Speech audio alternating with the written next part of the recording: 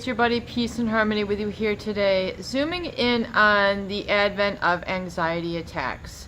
Anxiety attacks are when you feel you're in a state of fight or flight, when you're in the presence of a trigger that could make you feel like your life isn't threatened, you are about to be injured, and your parasympathetic nervous system goes into a fight or flight, which is a release of acetylcholine, adrenaline, various other endocrine and hormones that flood your systems. And basically your entire adrenal system is firing, working overtime, and it's releasing this sensation of agitation, of fear, of palpitations, and really giving you kind of an adrenaline, a big energy burst. However, it's discomfortable, it's uncomfortable. It's not like, yeah, I'm happy, you know, your favorite team just won or something like that. It's more, you know, anxiety is a feeling of fear. Anxiety is a feeling of, you know, impending doom or, you know, immediate danger. And the urgency at which it comes on can be, you know, in various amounts. And, you know, I feel that a lot of people experience these sort of anxiety attacks, especially right after exposing a narcissist, psychopath, toxic person in their life.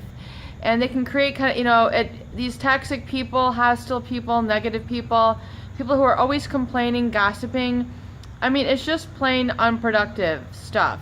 But yet, you know, for some reason they're in our environment, we can't get away or we can't reduce our contact with them. Hence it becomes toxic.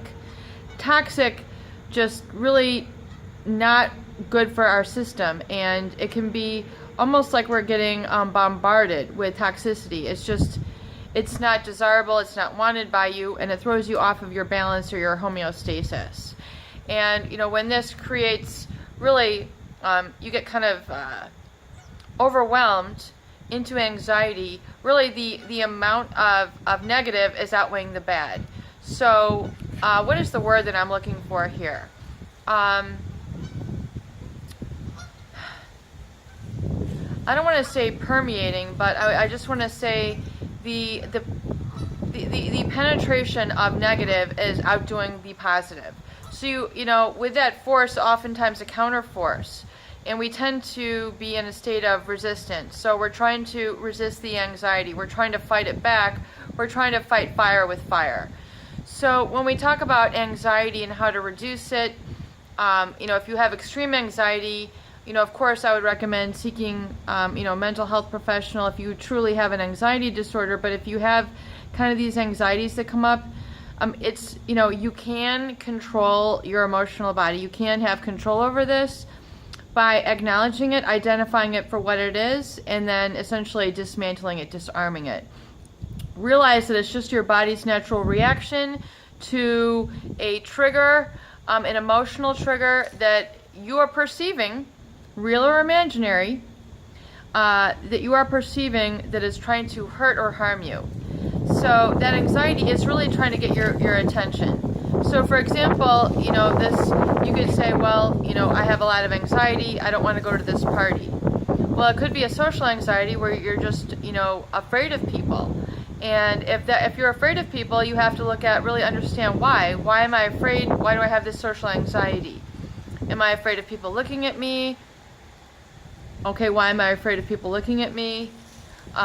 Is it because, you know, so-and-so hurt me in my past, and then, well, that person is no longer here anymore, or I've realized that person was a troubled person, and they're no longer around me, they're no longer an active influence.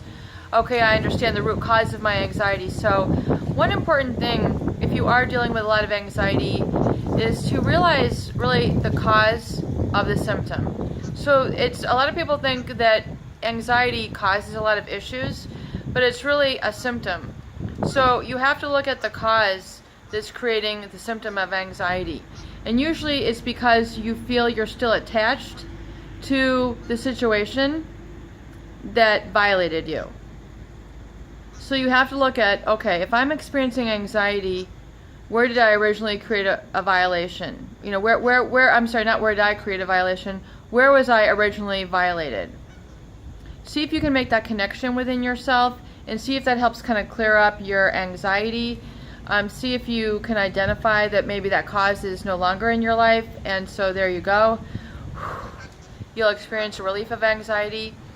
If that cause is still in your life and is causing perpetual, ongoing, continual anxiety, go, aha, okay, so this cause is still in my life.